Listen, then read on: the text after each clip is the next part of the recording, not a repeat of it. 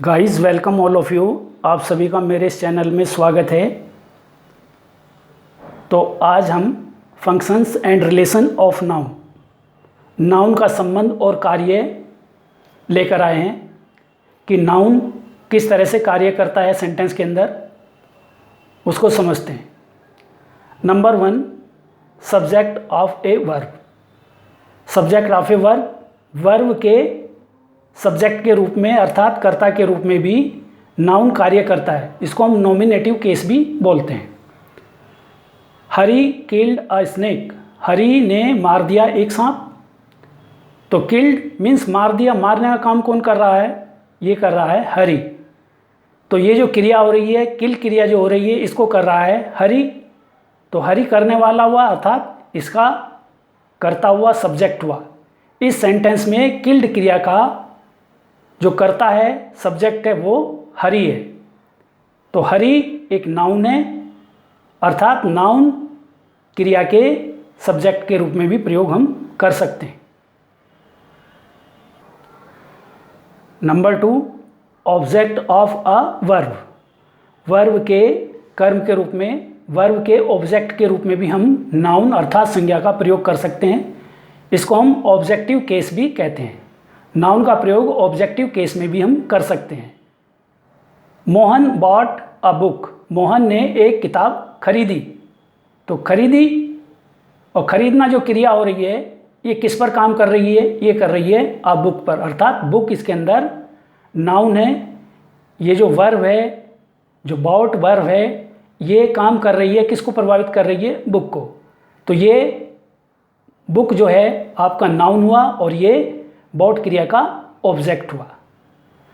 Mohan gave me a book. Mohan ने मुझे एक किताब दी। गेव मीन्स दिया। किसे दिया? मुझे। ये मुझे सजीव है। और क्या दिया? अ बुक, एक किताब दी, ये निर्जीव है। तो Mohan gave me a book. तो ये गेव जो क्रिया है, इस क्रिया का ऑब्जेक्ट एक तो मी हुआ जो सजीव है, और दूसरा हुआ आपका बुक जो निर्जीव है। तो बुक यहाँ पर एक ऑब्जेक्ट की तरह भी प्रयोग कर सकते हैं। नेक्स्ट नंबर है object of a preposition. Preposition के ऑब्जेक्ट के रूप में जो नाउन होता है वो प्रीपोजिशन का ऑब्जेक्ट भी बन जाता है। He is playing in the field. He is playing, वह खेल रहा है, इन द फील्ड, मैदान में। तो इन तक अगर हम सेंटेंस को पढ़ते हैं, ही इज़ प्लेइंग इन, वह खेल रहा है, इन अर्थात में, तो ये डिमांड कर रही है प्रीपोजिशंस कि किस में? ये डिमांड कर रही है ऑब्जेक्ट की। तो द फील्ड इसके अंदर ये नाउन हुआ है, फील्ड इसमें नाउन है और ये ऑब्जेक्ट की तरह इसके अंदर प्रयोग हो रहा है, और इनके ऑब्जेक्ट के रूप में फील्ड जो है इसमें प्रयोग हो रहा है। I am writing with the pen. I am writing, मैं लिख रहा हूँ, विद द पेन, मैं पेन से लिख रहा हूँ। आई एम राइटिंग विद, मैं लिख रहा हूँ से, और आगे विद जो प्रीपोजिशन है ये डिमांड कर रही है किसी नाउन की। तो द पेन इसके अंदर इसको पूरा कर रहा है, इस विद का ऑब्जेक्ट है। I am writing with the pen, मैं पेन से लिख रहा हूँ, ये ऑब्जेक्ट हुआ।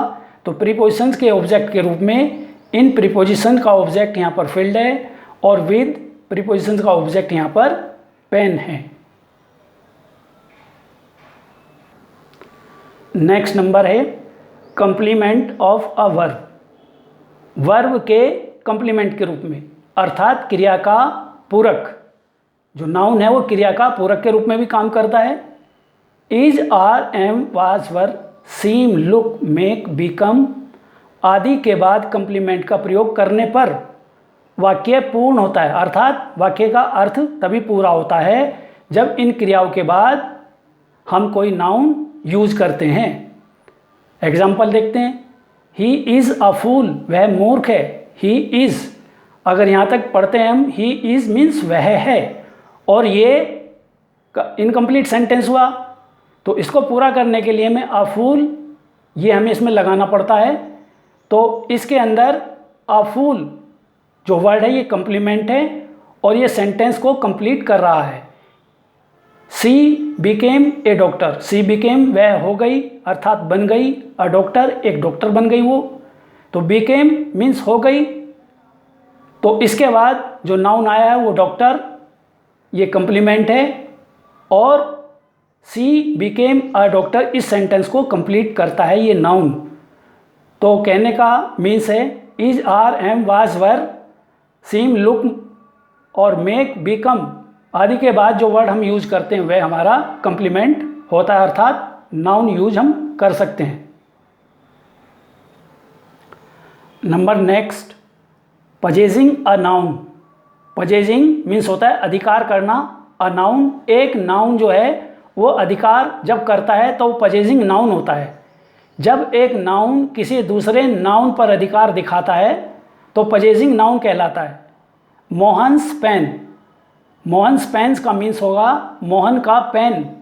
तो इसमें जो मोहन है, ये जो नाउन है, ये किस पर अधिकार दिखा रहा है? दूसरे नाउन पर, अर्थात पेन पर। तो Mohan's pen is beautiful, Mohan का पेन सुंदर है। तो मोहन्स का जो अधिकार हो रहा है वो पेन पर हो रहा है, दोनों नाउन है।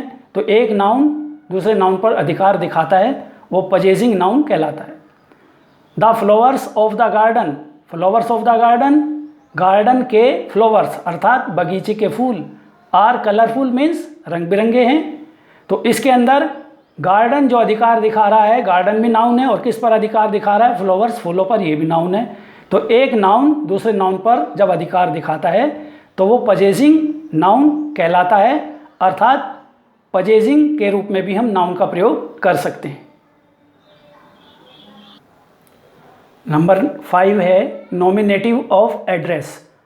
नॉमिनेटिव मीन्स होता है कर्ता, सब्जेक्ट ऑफ एड्रेस, अर्थात कर्ता को जो संबोधन करते हैं, कर्ता को जो हम एक तरीके से आवाज़ लगाते हैं, उसको नॉमिनेटिव ऑफ एड्रेस कहते हैं, या कॉलिंग केस भी कहते हैं, कॉलिंग पुकारने वाला केस, या वोकेटिव केस भी कहते हैं। अर्थात जब किसी प्राणी को हम पुकारते हैं तो नॉमिनेटिव ऑफ एड्रेस कहलाता है।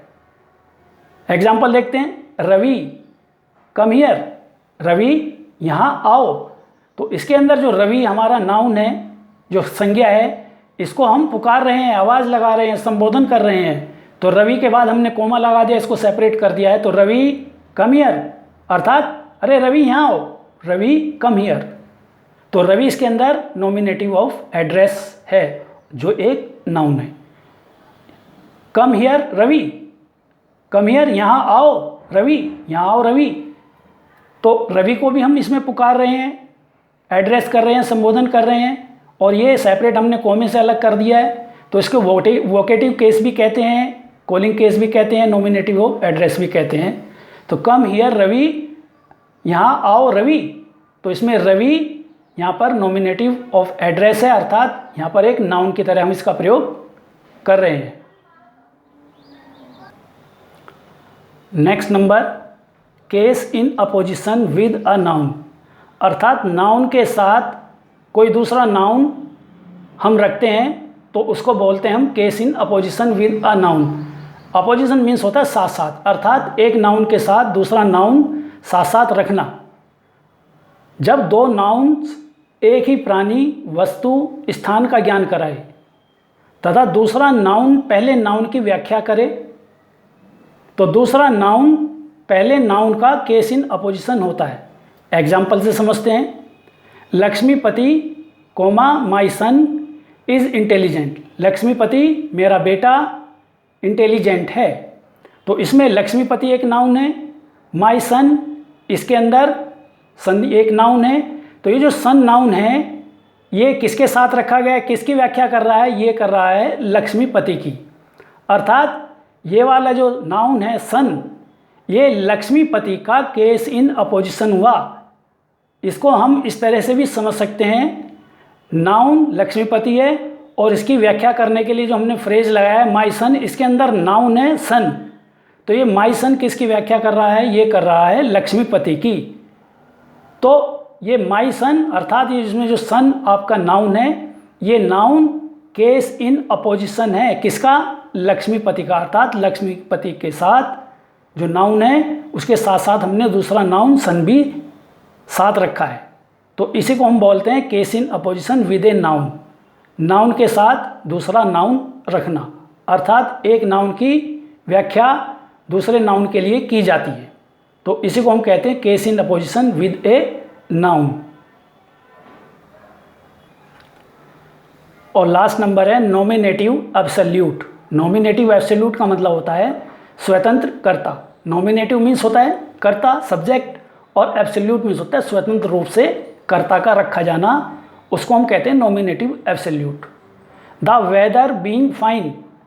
द वेदर बीइंग फाइन के बाद हमने कोमा लगा दिया है। इसका मीन्स होता है वेदर मीन्स मौसम, बीइंग होने के कारण, फाइन मीन्स अच्छा, मौसम अच्छा होने के कारण। तो इसके अंदर हम देख रहे हैं वेदर जो नाउन है ये सेपरेट रखा हुआ है और ये सेंटेंस भी नहीं है। द वेदर बीइंग फाइन, मौसम अच्छा होने के कारण, और कोमा लगाने के बाद हम अपना सेंटेंस लिखते हैं we went for a walk. We went for a walk, हम सैर के लिए गए। ये सेपरेट सेंटेंस है। इस सेंटेंस का संबंध इस वाले पार्ट से कुछ नहीं है, अर्थात इसमें जो सब्जेक्ट रखा हुआ है द वेदर, ये बिल्कुल एब्सोल्यूट है, स्वतंत्र रखा हुआ है। इस वेदर का, इस नाउन का इस वाले सेंटेंस से कोई संबंध नहीं है।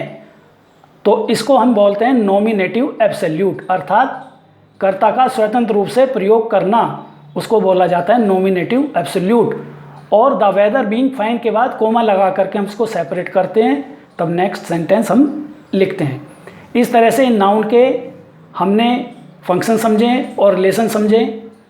इस प्रकार से नाउन हमारे लिए बहुत ही इंपॉर्टेंट एक पार्ट ऑफ स्पीच है, जिसको हमें डीपली समझना बहुत ज़रूरी होता है। अगर हम इसको समझते नहीं हैं तो इंग्लिश इम्प्रूवमेंट हमारा अच्छा नहीं हो पाता है और आने वाली बहुत सारी प्रॉब्लम हमारे सामने आती रहती है। तो नाउन को भी हम सिंपल ना समझ करके उसको भी हम बहुत अच्छी तरह से समझ कर चलें, ताकि इन फ्यूचर हमें कोई प्रॉब्लम इंग्लिश में ना हो। ये बेसिक टॉपिक है नाउन, जिसको समझना बहुत अनिवार्य है। अगर ये मेरा चैनल आपको अच्छा लगता है तो प्लीज़ इसको लाइक करें, सब्सक्राइब करें। इसी तरह के और भी वीडियोस मैं आपको देता रहूँगा ताकि आपकी नॉलेज में इम्प्रूवमेंट हो। Many thanks for watching. Thank you.